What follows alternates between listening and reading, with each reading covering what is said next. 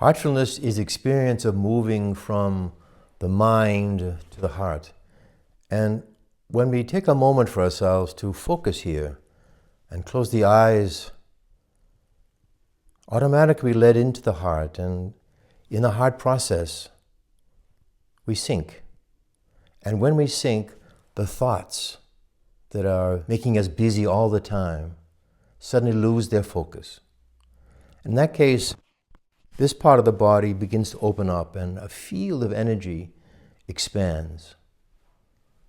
Now, this field of energy is very interesting because it's 60 times stronger than the brain in the electrical field and 5,000 times stronger in the magnetic field than the brain.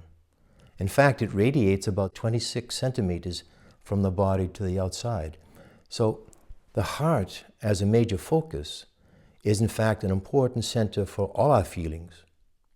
Mostly we know about positive feelings, for example, joy and love, but it's also important to be able to accept the sadness, anger, greed, and fear we have. All these things are part of heartfulness, to accept and to work with these feelings, that is, to neutralize or perhaps transform them. But it's not to deny feelings. In fact, an important aspect of heartfulness is to be able to protect the heart. So we shouldn't consider that heartfulness is only positive feelings. That, of course, is its focus, but it's also to accept everything about us. And an important part of heartfulness is acceptance. And with acceptance comes the love. And with that is the question about our own self-love. So if we can learn to accept ourselves completely, even though we don't always like all parts, these are only personality issues. The real heartfulness is to accept who we are as a spiritual being living in a physical world. Well, it means we follow our spiritual path with all its simplicity, but with its joy. Once we are able to continue with this process, we understand that our fundamental nature is love.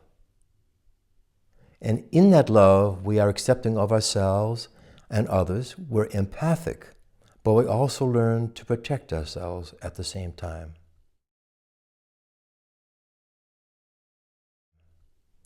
An important part of protection is working with the lower part of the body in the region of the belly we call the hara.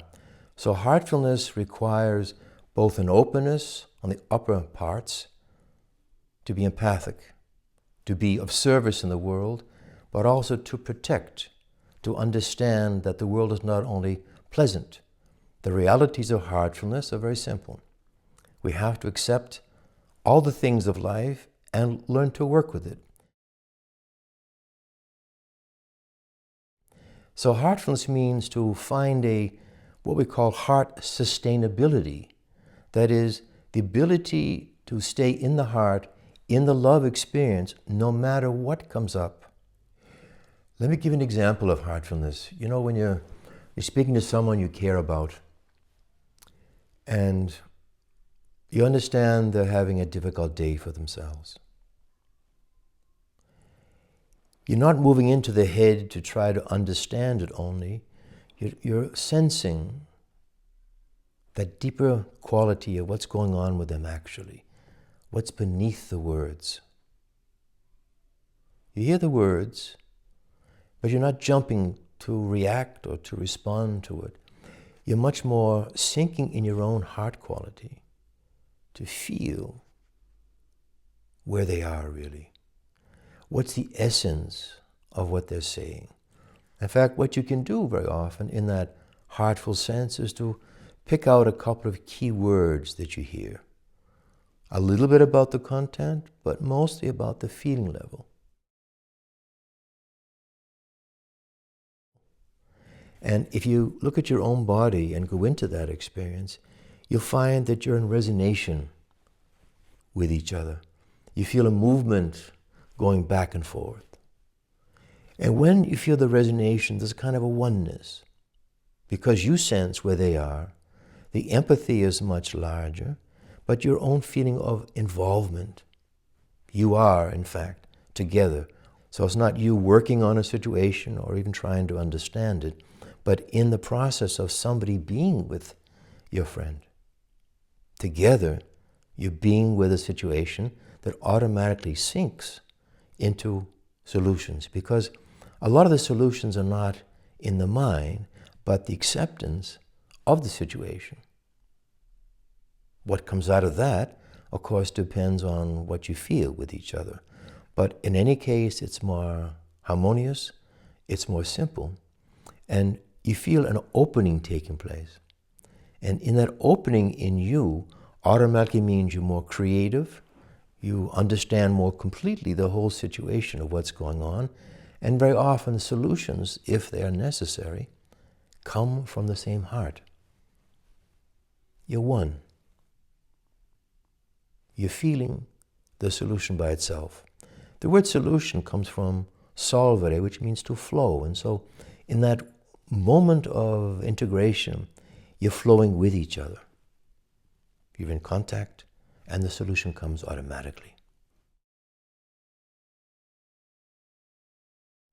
When we come to the heart, we have to leave the mind. In fact, it's an interesting connection from the old Chinese that the word sin, X-I-N, meant heart and mind, but the original sense of it was beginning at the heart.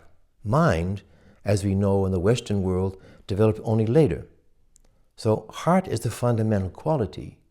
Mind is something that continues from that. So the mind is useful in certain things, but of course to understand the mind isolates.